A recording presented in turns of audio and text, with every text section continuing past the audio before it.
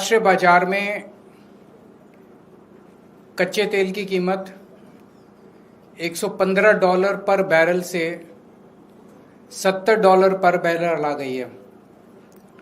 फरवरी, मार्च, अप्रैल, मई कुछ हद तक इसमें $115 पर बैरल थी और अब मार्केट में, अंतर्राष्ट्रीय मार्केट में $70 पर बैरल है। लेकिन हमारे देश में पेट्रोल की कीमत मई में 102 रुपये पर लीटर कर दी थी और वो अभी भी 102 रुपये पर लीटर है, और वो भी E20 की कीमत 102 रुपये पर लीटर है। जबकि अगर कच्चे तेल की कीमत कम हुई है तो हमारे देश में पेट्रोल की कीमत भी कम होनी चाहिए। हमारी कैलकुलेशन ये दिखाती है कि हमारे देश में अब पेट्रोल की कीमत 82 रुपये पर लीटर तक पहुंच जानी चाहिए, उससे भी कम होनी चाहिए। 82 रुपये में प्योर पेट्रोल मिलना चाहिए, E20 नहीं मिलना चाहिए। वो कैसे है, मैं थोड़ा सा आपको समझाता हूं। $70 पर बैरल जो आज की कच्चे तेल की कीमत है, उसको अगर एक्सचेंज रेट से मल्टीप्लाई करके कच्चे तेल की कीमत को रुपए में कन्वर्ट किया जाए तो 42 रुपये प्रति लीटर कच्चे तेल की कीमत है।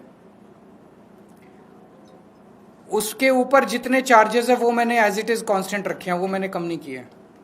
रिफाइनिंग, OMC मार्जिन, ट्रांसपोर्ट 9 रुपये पर लीटर, सेंट्रल टैक्सेस 12 रुपये पर लीटर, स्टेट्स के एवरेज ले लिया मैंने, वैट 25% 16 रुपये पर लीटर, और डीलर कमीशन 3 रुपये पर लीटर।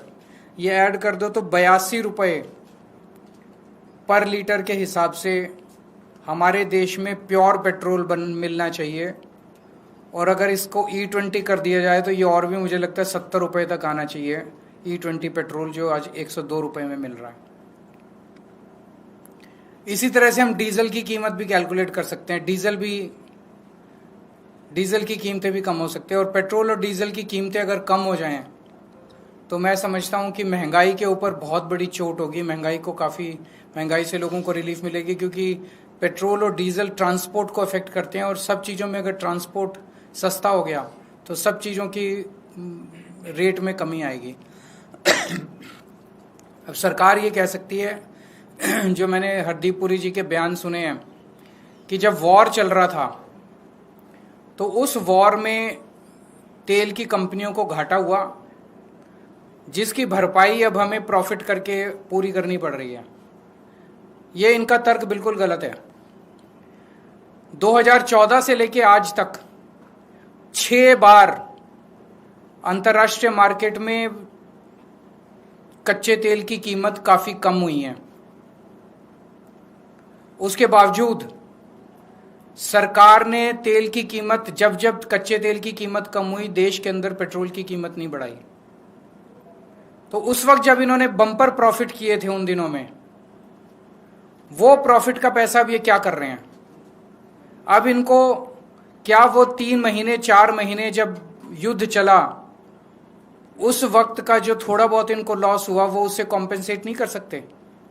पिछले साल ही बताया जा रहा है कि 77,000 करोड़ रुपए का तेल कंपनियों को प्रॉफिट हुआ है, बम्पर प्रॉफिट हुआ है। पिछले 3-4 साल से बम्पर प्रॉफिट हो रहे हैं तेल कंपनियों को। तो क्या वो इस्तेमाल नहीं कर सकते इसको सेट ऑफ करने के लिए? वो कर सकते हैं।